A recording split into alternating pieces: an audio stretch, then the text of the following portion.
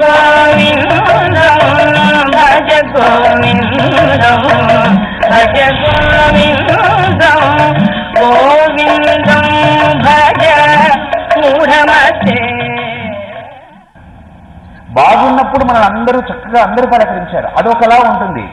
బాగు లేకుండా మంచం ఎక్కినప్పుడు ఇప్పుడు వచ్చారు అందరూ చుట్టుముట్టి పళ్ళు పట్టుకొచ్చి, బత్తాయిలు పట్టుకొచ్చి, ఆపిల్ పట్టుకొచ్చి, జ్యూసులు పట్టుకొచ్చి, అవి పట్టుకొచ్చి మన చుట్టూతా కూర్చుని అరగంట సేపు కూర్చుని కబుర్లు చెప్పి మంచి మాటలు చెప్పి మనల్ని ఓదార్చి వెళుతున్నారు.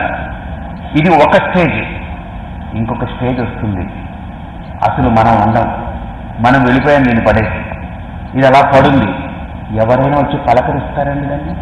ఏమండి ఏం చేస్తున్నారండి, లేవండి, ఎవరైనా వస్తారా పలకరిస్తారా?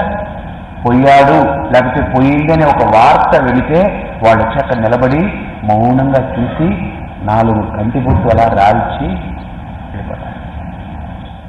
గతవతి వాయో దేహాపాయే. ఆ దేహం అలా పడుంది అనుకోండి ఒక జడల్లా.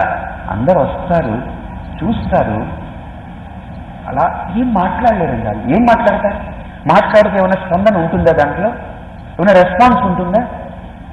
అదేమైనా మనల్ని ఐడెంటిఫై చేస్తుందా? లేదు. ఒంట్లో బాగలేకపోతే పడుకుని డాక్టర్ గారు ఏదన్నా అవి ఇవి ఎక్కించి మాట్లాడొద్దనంటే చూసి ఏదో సైకిల్ చేస్తాం బెడ్ మీద ఉండి. కానీ ఇప్పుడు నథింగ్, ఏ రెస్పాన్స్ లేదు. అలా పడున్నాం, అందరూ అలా కూర్చుంటారు, చూస్తారు. ఏమైపోయింది? నిన్నటి దాకా ఎగిరాడు, పాడాడు, చక్కగా ఉన్నాడు, అంతా ఉన్నాడు, ఏంటంటే కలలా అయిపోయింది. కొంతమంది అంటారు, ఏంటో స్వామిజీ మా ఆవిడండి ఎంత అభిమానంగా ఎంత చక్కగా ఇదిగా ఉండేదండి, ఆవిడ పోయిందండి, నాకు ఇంట్లో ఏమిటో ఒక కలలా అనిపిస్తుంది, ఏం జరిగిపోయింది, ఏమిటైపోయింది? నాకు పెళ్ళైపోయి మా ఇద్దరి అనుబంధం 30 ఏళ్ళు, పిల్లల్ని పెంచాము, కన్నాము, పెంచాము, వాళ్ళందరినీ సెటిల్ చేసాము, అంతా బాగైపోయింది. ఆవిడకి ఆరోగ్యం బాగలేకుండా సడన్ గా కొలాప్స్ అయిపోయింది. డాక్టర్ దగ్గరికి పిలిపించాను, అంతా అయిపోయింది.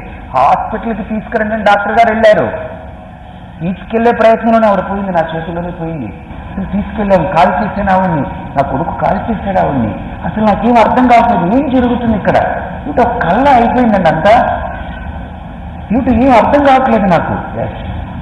కలే మేలుకోవాలి. యత్సాక్షాత్ కురుతే ప్రబోధ సమయే స్వాత్మానమేవాద్వయం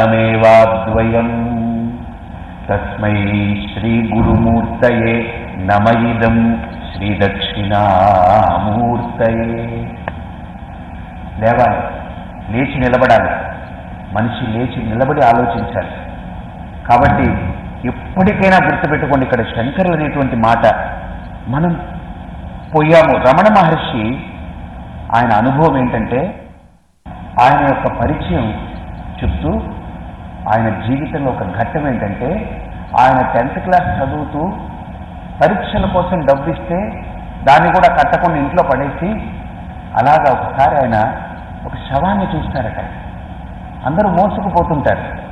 మోసుకుపోతుంటే ఆయన ఇంట్లోకి వచ్చి తలుపులు వేసుకుని ఆయన అలా పడుకుని ఆయన ఒక శవంగా మారిపోతారట. అంటే ఆయన ఆ శరీరం నుండి పక్కకు వచ్చి దాన్ని శవంగా చూస్తారట. ఇప్పుడు ఏం జరుగుతుందని అందరూ తీసుకెళ్ళిపోతారు. దాన్ని ఎలా చేస్తారో దీన్ని కూడా అలానే చేస్తారు. అయితే నేను ఎవరిని? నేను ఇప్పుడు ఈ శవం కాదు కదా, నేను బయటకు వచ్చేసాను కదా, నేను ఎవరిని?